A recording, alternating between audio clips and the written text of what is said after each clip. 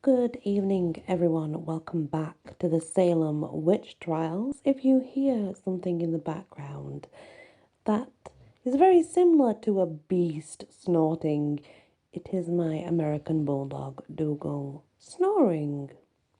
So, the Salem witch trials. Colonists faced more bad economic news as Andros began to enforce navigation acts in order to pull Massachusetts into the evolving imperial system. Bay Colony sailors and merchants had conveniently ignored the acts since their establishment in the 1650s and 1660s, but Andros's henchman, Edward Randolph, a Royal Customs officer, began seizing ships that were in violation of the laws and established a maritime court to try the defenders. This enforcement damaged New England's Atlantic trade, slowing the economy and increasing opposition to Andros, particularly among the powerful merchant class. Even Randolph noted the strain. In 1689 he wrote, "This country is poor. The exact executions of the acts of trade have much impoverished them." There were other contributing factors to the depression that had hit Massachusetts. The New England fishing industry faced setbacks, as it was now prohibited from fishing off French held Nova Scotia, and it suffered from a shortage of salt and cod it could catch. Meanwhile, New England lumber exports dropped due to factors beyond local control. A severe drought in the West Indies had damaged the sugar crop and left planters with less molasses and silver with which to purchase wood. Even the climate seemed to be part of the conspiracy against New England. The 1680s and 1690s were part of Monde Minimum, the most extreme weather of the Little Ice Age, a period of colder temperatures occurring roughly from 1400s to 1800s. It doesn't say whether it's degrees or Celsius, so I don't know. Strikingly cold winters and dry summers were common in these decades. It's the decades, okay. The result was not just personal discomfort but increasing crop failures. Starting in the 1680s, many towns that had once produced an agricultural surplus no longer did so. Mixed farming began to give way to pastures and orchards. Once Massachusetts had exported foodstuff, by the 1690s it was an importer of corn, wheat, and other cereal crops. Several scholars have noted the high correlation between eras of extreme weather earlier in the Little Ice Age and outbreaks of witchcraft in Europe. Salem continues this pattern. On top of the economic difficulty and political and spiritual crisis the Bay Colony was facing, there was a looming military calamity. As a career army officer, Colonel Andros recognized the substantial threat posed by the Native Americans of northern New England and their French allies. When war broke out in Maine with the Wabanaki in the summer of the 1688, Andros was ready. He led soldiers to Maine and restored a tenuous peace, backed up by the establishment of a string of forts and garrison houses, manned by more than 700 soldiers. Meanwhile, two royal ships and two provincial ships patrolled the northern coast. Many colonists complained that Andros's actions were excessive. Massachusetts men had to staff the main defences, and doing so drained the colony's treasury. Traditionally, the men had served in town based militia units under local officers.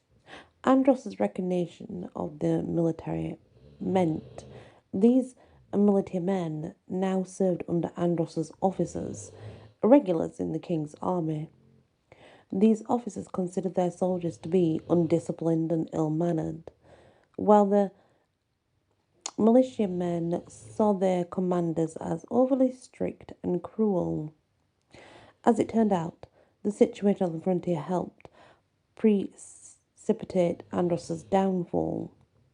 Some conspiracy minded colonists thought that the royal governor had actually launched his military expedition to gain the French and natives as allies so that he could quell Puritan New England. Traditional Puritan paranoia toward Catholics fueled this fear, which, combined with a long list of grievances against Andros and his henchmen, when word reached Massachusetts that William and Mary had invaded England, that was signal enough. So desperate was the situation that people did not even wait to hear whether the Glorious Revolution was successful. The Dominion was overthrown by the uprising in Boston on April the 18th, 1689, in which hundreds of armed men seized Andros, Randolph, and their associates and threw them into prison. Andros would eventually be allowed to return to England. To fill the void in government, the venerable Governor Bradstreet and his old charter government resumed authority as a provisional government, complete with new elections to the General Court. While the 1629 charter had been temporarily restored, everything else began to unravel. Now trouble truly began on the frontier. Most of Andros's officers were arrested, and the militiamen quickly abandoned their posts and came home, leaving the main frontier almost defenseless. The Wabanaki took immediate advantage, renewing their attacks in the summer of 1689 with devastating effect.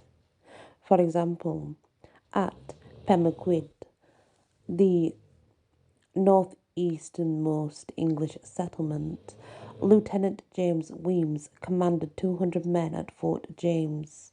When word of Andros's overthrow reached the area, local residents took Weems and his officers into custody.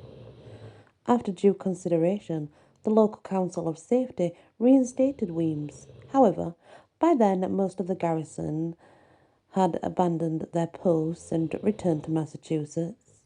Weems was left with just 30 men, and these troops seemed reluctant to accept his authority, considering him more an adviser than a commander. The troops often did as they pleased. To make matters worse, the provisional government failed to support the fort. Weems lacked proper supplies and had to pay the troops out of his own pocket. Not surprisingly, the town and the fort easily fell to the Wabanaki war party. By the end of 1689, all English settlements north of Falmouth had been abandoned. More than 300 residents had been killed or taken captive, and property homes were estimated at 40,000. That's an immense sum back then. The widespread problems faced by the colony increasingly came to be viewed through the lens of the Jeremiads and ministers continued to preach. Massachusetts' sufferings were a challenge from an unhappy God. Only a colony-wide effort at moral reformation could improve matters. So on March 13th, 1690, the General Court issued a public order for universal reformation. That this poor land has laboured under a long series of afflictions and calamities, whereby we have suffered successively in our precious and pleasant things, and have seen the anger of righteous God against us, that a corruption of manners attended with inexcusable degeneracies, and spottnesses found in too many among this people, is the cause of that controversy which the God of our fathers has for many years been maintaining with us. The situation arriving to such an extremity that an axe is to be laid to the roots of the trees, and we are in imminent danger of perishing, if a speedy reformation of our provoking evils prevent it not. They gave a very solemn admonition to the public to give demonstrations of thorough repentance.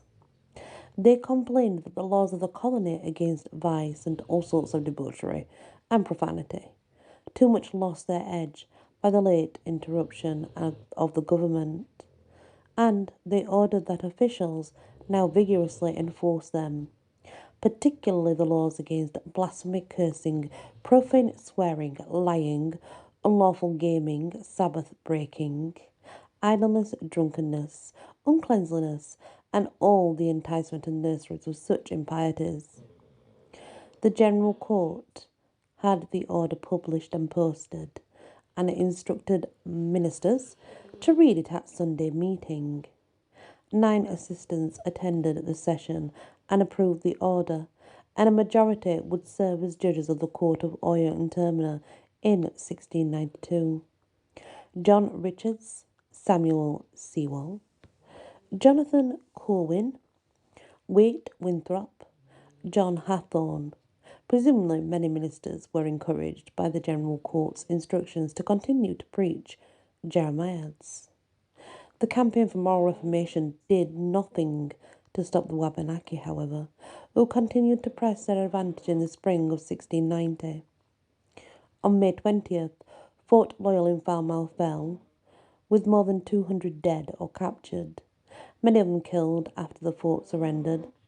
The French had guaranteed safe passage of the garrisons to the English settlements in the south, but they could not contain their native allies, who fell upon the English after they surrendered.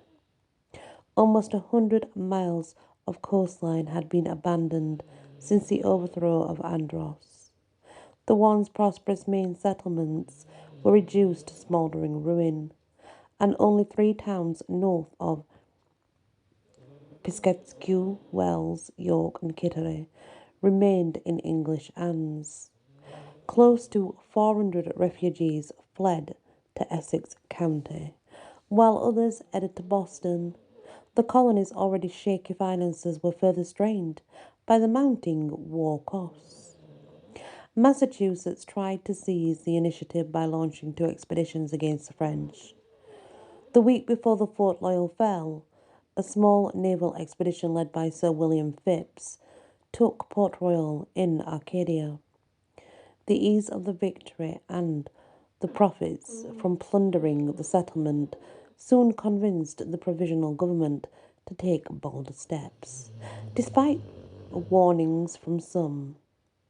Thomas Newton, the future prosecuting attorney at the time of the witch trials, complained that we have suffered great loss by far of Casco than we have gained at Port Royal.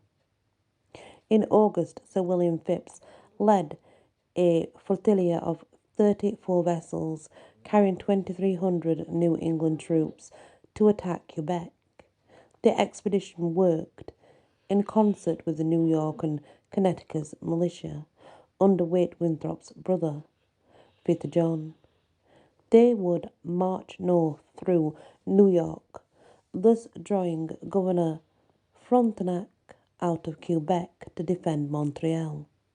However, the thrust against Montreal quickly dissolved, and the expedition against Quebec was a complete disaster. Adverse weather meant the fleet took 2 months to reach Quebec, completely losing any element of surprise. Frontenac was safely ensconced in the well-fortified city, with more men than Phipps. After some brief skirmishing and largely fruitless naval bombardment of the city, the expedition headed home. The return voyage would prove disastrous. Food ran low, and the unexpected length of the expedition strained ships that had been poorly supplied from the start. A major smallpox epidemic ravaged the fleet, and stormy seas led to the loss of 4 ships, probably close in 400 perished on the expedition, while the survivors managed to spread smallpox throughout the colony, causing many more deaths. The huge financial losses from the expedition would seriously hinder the colony's efforts to wage a war that would last until 1697. The government called for a massive increase in taxes, but it was not enough to cover the huge debt incurred from the failed expedition. In December 1690, Massachusetts was forced to issue paper currency to pay its creditors, principally the unpaid soldiers of Canada expedition. There was little in the way of specie to back up the paper, however, and inflation soon overwhelmed the colony. And that's the next part of the Salem witch trials. So, as you can see, we are watching the colony, well, fall apart, I guess. I mean, it's had more than its treacherous times, and unfortunately, the problem with that is it's usually how we end up coming to witch trials. And again, let's note the fact that they are against Catholics and Catholicism. And I'd like to mention again that most witches were condemned, but they were Catholics. You know, they were in with Catholicism. And why they ended up condemned was usually because other people just, for whatever reason, land, money, what I don't know, whatever you want to call it, would argue with them and call them witches and start a huge thing about it, and bring in spectral evidence which could never be proven, neither here nor there. So as we see it falling to pieces and really, really struggling, we can sort of understand why they may have decided that Satan was in their town with the witches, though we know that that's not right and it's not true. Back then, it's probably how it was going to be seen. Thank you for listening to this part of the Salem witch trials, and many blessings.